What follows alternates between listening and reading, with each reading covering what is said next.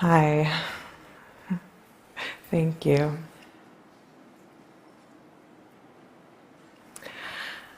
So, 5 years ago, this was me.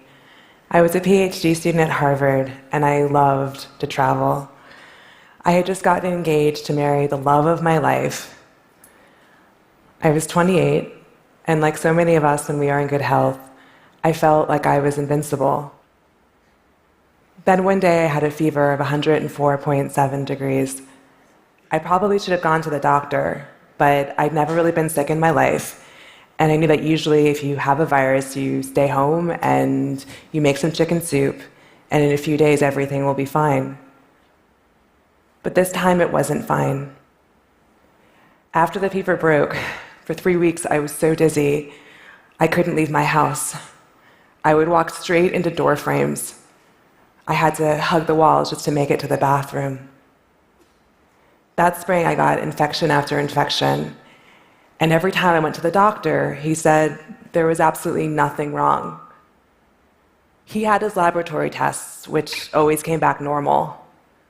All I had were my symptoms, which I could describe, but no one else can see.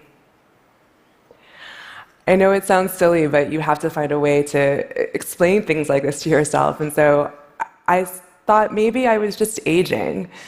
Maybe this is what it's like to be on the other side of 25. Then the neurological symptoms started.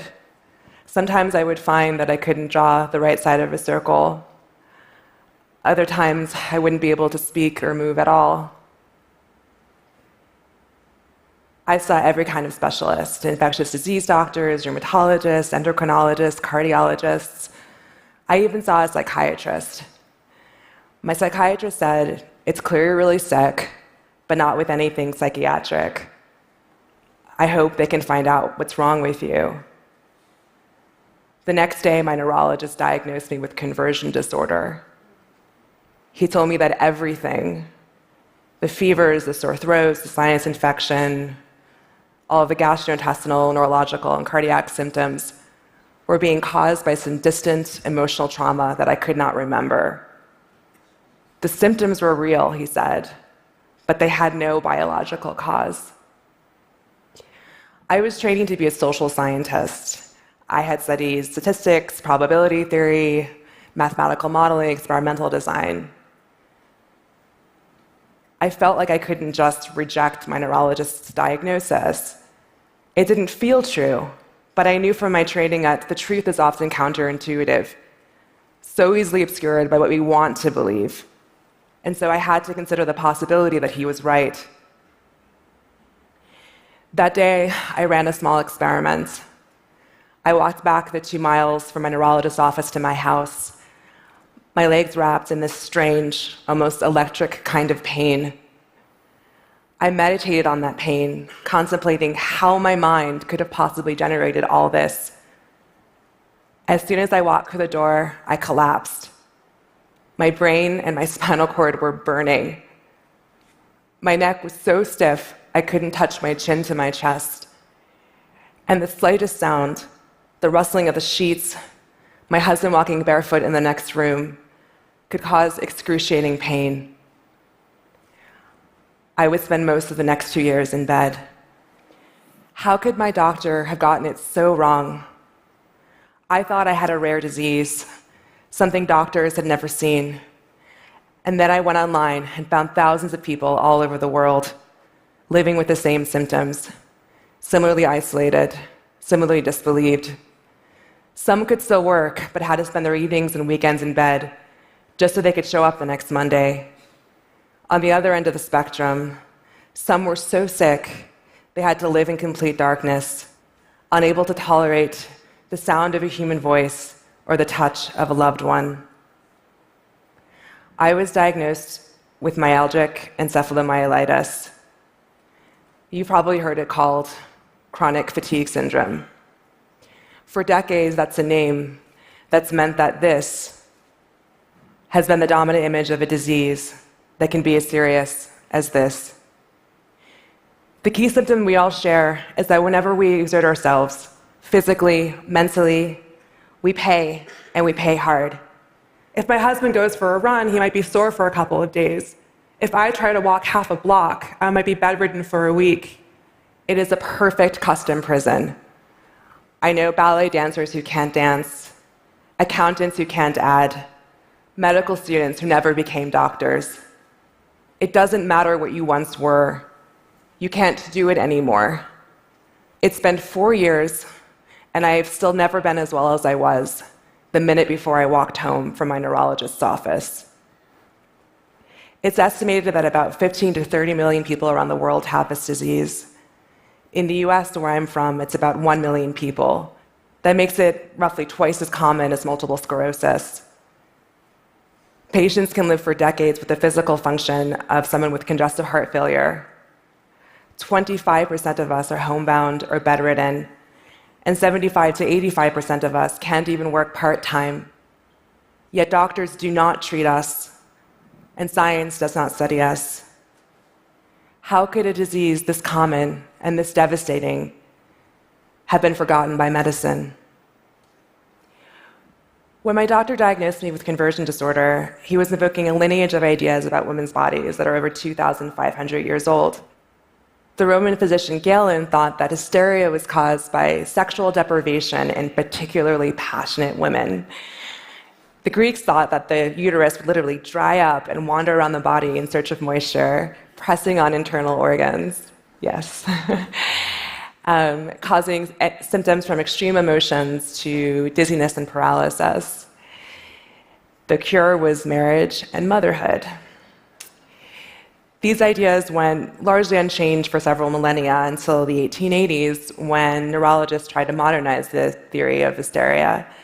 Sigmund Freud developed a theory that the unconscious mind could produce physical symptoms when dealing with memories or emotions too painful for the conscious mind to handle. It converted these emotions into physical symptoms. This meant that men could now get hysteria, but of course women were still the most susceptible. When I began investigating the history of my own disease, I was amazed to find how deep these ideas still run. In 1934, 198 doctors, nurses, and staff at the Los Angeles County General Hospital became seriously ill. They had muscle weakness, stiffness in the neck and back, fevers, all of the same symptoms I had when I first got diagnosed. Doctors thought that it was a new form of polio. Since then, there have been more than 70 outbreaks documented around the world of a strikingly similar post-infectious disease. All of these outbreaks have tended to disproportionately affect women. And in time, when doctors failed to find the one cause of the disease, they thought that these outbreaks were mass hysteria. Why has this idea had such staying power? I do think it has to do with sexism, but I also think that fundamentally, doctors want to help. They want to know the answer. And this category allows doctors to treat what would otherwise be untreatable, to explain illnesses that have no explanation. The problem is that this can cause real harm. In the 1950s, a psychiatrist named Elliot Slater studied a cohort of 85 patients who had been diagnosed with hysteria. 9 years later, 12 of them were dead, and 30 had become disabled. Many had undiagnosed conditions like multiple sclerosis, epilepsy, brain tumors. In 1980, hysteria was officially renamed conversion disorder. When my neurologist gave me that diagnosis in 2012, he was echoing Freud's words verbatim. And even today, women are 2 to 10 times more likely to receive that diagnosis. The problem with the theory of hysteria or psychogenic illness is that it can never be proven. It is by definition the absence of evidence. And in the case of ME, psychological explanations have held back biological research. All around the world, ME is one of the least funded diseases. So in the US, we spend each year roughly $2,500 per AIDS patient, $250 per MS patient, and just $5 per year per ME patient. This was not just lightning. I was not just unlucky. The ignorance surrounding my disease has been a choice made by the institutions that were supposed to protect us. We don't know why ME sometimes runs in families, why you can get it after almost any infection from enteroviruses to Epstein-Barr virus to Q fever, or why it affects women at 2 to 3 times the rate of men. This issue is much bigger than just my disease. When I first got sick, old friends started reaching out to me, and I soon found myself a part of a cohort of women in their late 20s whose bodies were falling apart. What was striking was just how much trouble we were having being taken seriously. I learned of one woman with scleroderma, an autoimmune connective tissue disease, who was told for years that it was all in her head. Between the time of onset and diagnosis, her esophagus was so thoroughly damaged, she will never be able to eat again. Another woman with ovarian cancer, who for years was told that it was just early menopause. A friend from college whose brain tumor was misdiagnosed for years as anxiety. Here's why this worries me. Since the 1950s, rates of many autoimmune diseases have doubled to tripled. 45% of patients who are eventually diagnosed with a recognized autoimmune disease are initially told that they are hypochondriacs. Like the hysteria of old, this has everything to do with gender and with whose stories we believe. 75% of autoimmune disease patients are women, and in some diseases it's as high as 90%. Even though these diseases disproportionately affect women, they are not women's diseases. ME affects children, and ME affects millions of men. And as one patient told me, we get it coming and going. If you're a woman, you're told that you're exaggerating your symptoms. But if you're a guy, you're told to be strong, to buck up. And men may even have a more difficult time getting diagnosed.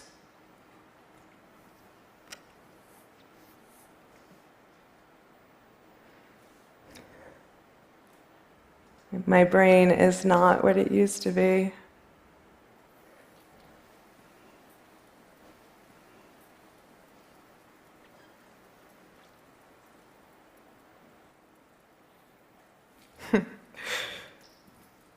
Here's the good part.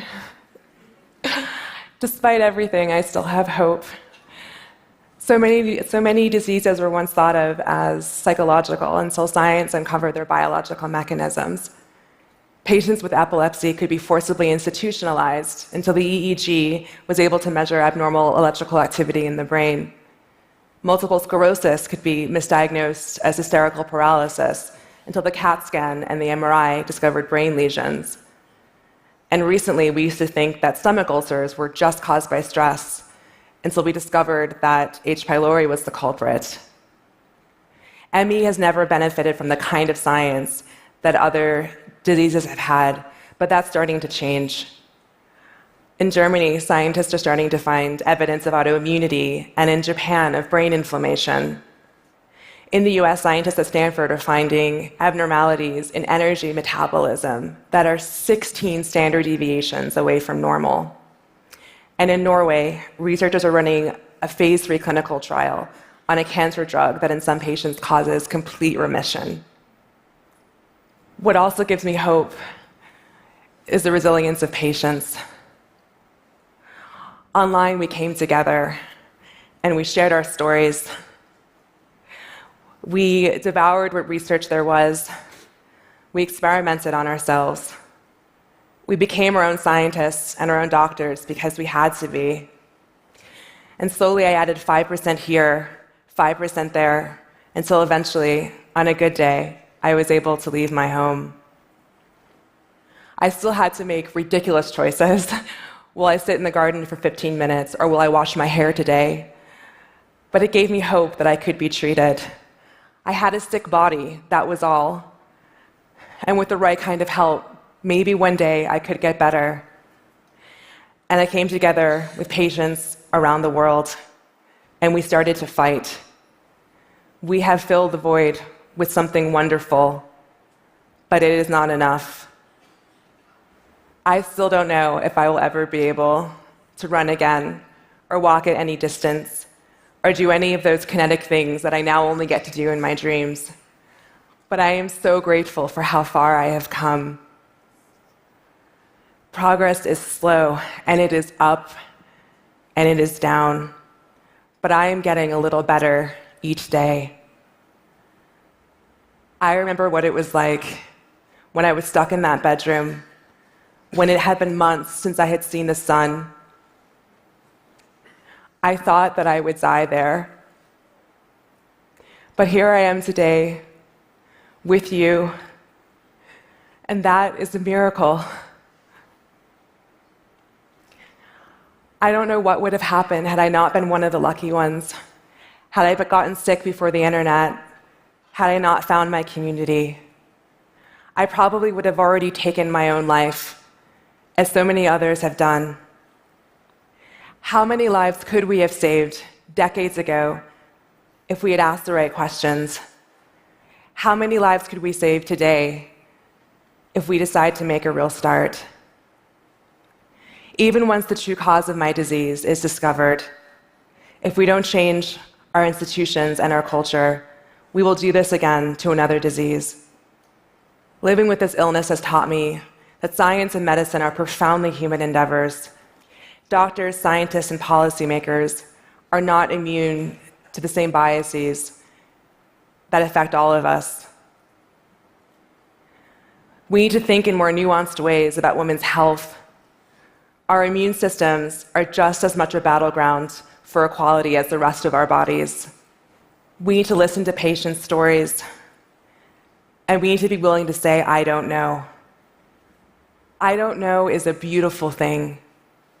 I don't know is where discovery starts. And if we can do that, if we can approach the great vastness of all that we do not know, and then rather than fear uncertainty, maybe we can greet it with a sense of wonder. Thank you.